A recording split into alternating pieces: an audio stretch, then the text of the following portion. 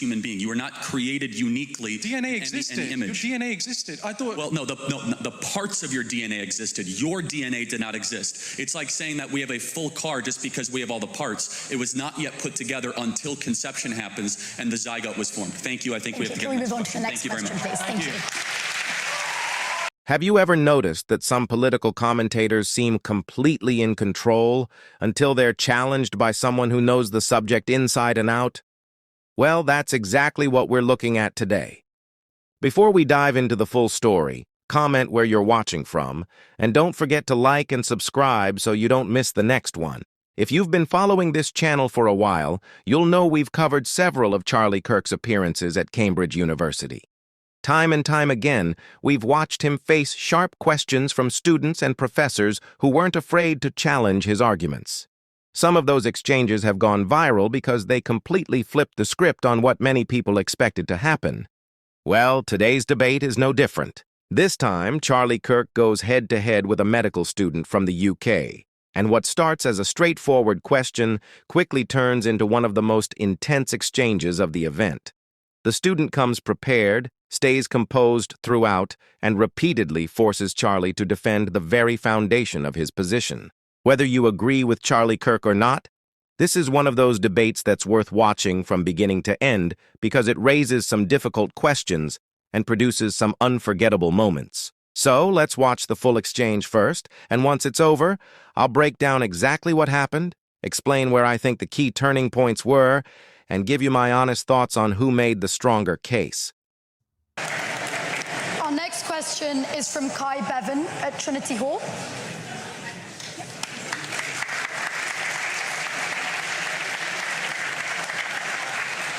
Right, so thank you for coming, Charlie. My question to you, I'm a medical student, and so I'm going to throw out the big A word. I know you get asked about it a lot, but I want to hear from you what your opinion is on abortion. Life begins at conception. But about abortion specifically, why do you think abortion's wrong specifically? Well, you agree murder is wrong? I agree. Okay, so this is where we get to the question, right? Because what is it about murder you say is wrong? Like, why is murder wrong? Well, because it's a human being, not just because it has consciousness or because it's of a certain age, because it's a human. What is it that gives human being this moral worth? Not its consciousness necessarily. I didn't say it's consciousness. I know, I can imagine it's because it is a human being, because it has a soul. And what is this soul? Where does this come from? This idea that it's... Exactly. Again, the Greeks postulated that it is the entirety of your being. Okay, you guys can laugh. It's true. Every civilization has had a different belief, but agreed upon ethical monotheism, which is the creed of the West and what the birth certificate of my country articulates, is that every human being is more than just matter, it's more than just a clump of cells, but it also has an invisible element to you that will live beyond you. Fine, so, can you say that comes from the Bible, or where else do you get that from? Ethical monotheism, which is the creed of the West. And again, the Declaration of Independence mentions God 4 times. The founders were explicitly believed, not in a secular morality, but a divinely given one, of at least this idea that there is a God and you are not him. And let me ask you, what is the first stage of human development? So the first, this is the thing, right? We can take it from the sperm being generated in the father and the oocyte being generated in the mother, right? They fuse at birth, conception, sorry. The only thing that happens at conception is these 2 cells fuse. No, DNA is created. A zygote. DNA is not created. A DNA, no, that's not true. The DNA coding at the zygote. Hold on, time out. I'll let you finish. Does a zygote have a unique marker? Charlie, DNA... Does a zygote have a unique marker? You have to let me speak. You have to... But answer it, yes or no. Does a zygote have a unique marker? Define a unique marker. Meaning, can you differentiate the DNA coding between the mother and the zygote if you examine it under a deoxyribonucleic acid analysis? Can you? Only purely because the addition comes from the father. Oh, so it is something different. Charlie, DNA is not created. DNA is not created. You have, the father has his own genome, the mother has her own genome. They fuse. This is why you have the same characteristics, similar ones to your mother, similar ones to your father. That's why you have similar characteristics to your siblings. DNA is not created, right? So when you ask me, where does a human being come from? I can say to you, it starts at conception, but all conception is these 2 cells joining, right? But these 2 cells were created, the mother's cells were created long before, they were created when she was a fetus. So there's none of this DNA being produced, right? So we can't establish, the only thing that happens at conception is these two cells fuse. Now this idea that that means that for some reason, suddenly that moral worth comes in, but it wasn't there before when you had these two cells who had half the DNA, but suddenly there's a Correct. bit of a Yes, something switch. magical happens at that. It's not magical, Charlie. We know about this. Well, hold on. Charlie. Time out. Hold on. Charlie, I promise you, I'm not trying to score points. I'm not trying to score points on you. This is genuine. We call it the miracle of life for a reason. We've not been able to yet replicate human life development outside of the womb. We call it the miracle of life because, yes, it's something beautiful, the ability to form a new... Magical. It's not... You say magical as in, oh, it's beautiful, it's an incredible thing that happens, of course. But it's not incredible in the sense we don't know what's going on. There's no new DNA coming out of nowhere. Hold on, but time out. Isn't there a separate DNA, though, than the mother? Yes, from the father. Okay, yes, but it's not the father's DNA either. A new coding is created. Charlie, you are a blend of the two. And so when did your life begin? Okay, so when did your life begin? I mean, again, this comes from what you define as where life starts. You can say life starts at conception, but I'm telling you, I believe that's just an arbitrary point, right? That's just the moment these two cells fuse. Now, you say about this mother thing. So the way DNA is arranged in a cell is it's arranged in chromosomes. Chromosomes are paired up. So you have one from the mother, one from the father, typically, in a healthy individual, right? Now, you can take those maternal chromosomes out and you can find that this is who the person's mother is. And you can do the same with the father. Now, the reason you are different to your mother and father is because some of those chromosomes express genes that are different from each other. And so those genes interact and that's what gives rise to you, right?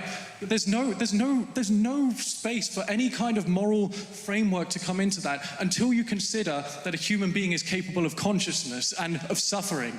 But if you take that out of the equation, the fact that these two DNA, whatever they call molecules, right? These two DNA molecules are fusing. That does not suddenly flip a switch that attributes moral worth to that individual.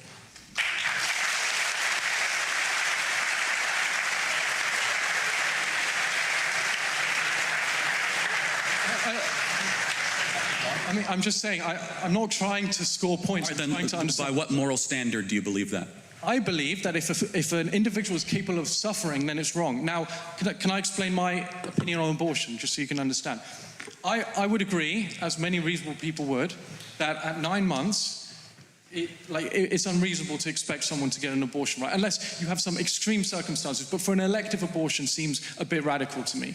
But it also seems radical to say that a woman who has just, the cells have just fused, to deny her of an abortion also seems wrong to me. Because that zygote is not capable of suffering, as far as we know. So by what moral standard? Is that just your opinion? Where did you get that moral standard from? Because suffering is a bad thing. We all know suffering is a bad thing. That's an objective fact, right? Well, hold on. So you do believe in objective morality? I believe that suffering is an objectively negative So if you can't feel it, is it okay? What do you mean if you can't? You can't feel the pain, is it okay to inflict the pain? In the sense that if no one's suffering from it, if you have a scenario where nobody is suffering from something, then yes, of course. Something is only a moral question if it affects someone's well-being. So let me just make sure I understand this correctly. That if it doesn't affect their well-being, so dementia patients that don't know who they are or where they're from, can we execute dementia patients because they're confused about their well-being? Can you imagine a scenario? Or Alzheimer's patients. Charlie, Alzheimer's patients don't really know much about anything. Can we schedule them for execution because they can't technically suffer? No, respond. So can you imagine a scenario where we lived in a society where we killed people when they suffered from dementia, were incapable of suffering, and we killed them, right?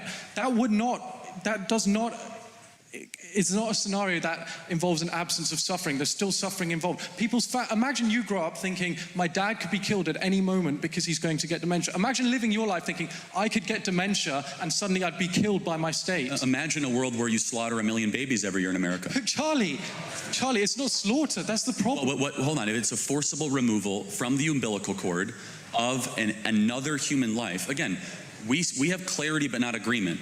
Biologically, you know that your entire coding began at conception. Your coding, that's your uniqueness. That's what I'm denying. I disagree with that. Okay, when those two cells fused together, to use your terminology, yes, that is where the process of human accepted terminology. In the interest of time, can we bring this question to a close? The process of human development objectively begins at that moment. Therefore, those human beings are deserving of human rights. We keep going, or do you want to? No, thank you. Yeah, you can finish. The process of development begins from the moment the sperm is being generated generated in the father, the moment that eggs are being generated in the mother. To say that suddenly the moral worth switches on when they fuse doesn't make any sense. That's just a point you've taken. It makes perfect sense, because that is when your journey as a human being, when the sperm and egg were separate, you were not yet a fused human being. You were not created uniquely. DNA existed. In image. Your DNA existed. I thought. Well, no, the parts of your DNA existed. Your DNA did not exist. It's like saying that we have a full car just because we have all the parts. It was not yet put together until conception happens and the zygote was formed. Thank you. I think we have to get Can we move on to the next Thank you very question, much. please? Thank you. So after watching that entire exchange, I think the debate largely speaks for itself. From my perspective, the medical student stayed calm, focused on the substance of the discussion, and consistently challenged Charlie Kirk to explain the reasoning behind his position rather than simply repeat it. That approach appeared to resonate with much of the audience, and you could hear that through the applause and reactions during several key moments of the debate. One moment that really stood out was toward the end, when Charlie looked to the moderator as the discussion was wrapping up. Some viewers have interpreted that as a sign he wanted to move on because the conversation had become increasingly difficult, while others may simply see it as the event sticking to its schedule.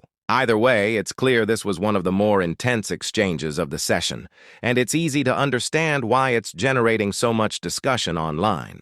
But that's just my take. Now I want to hear from you.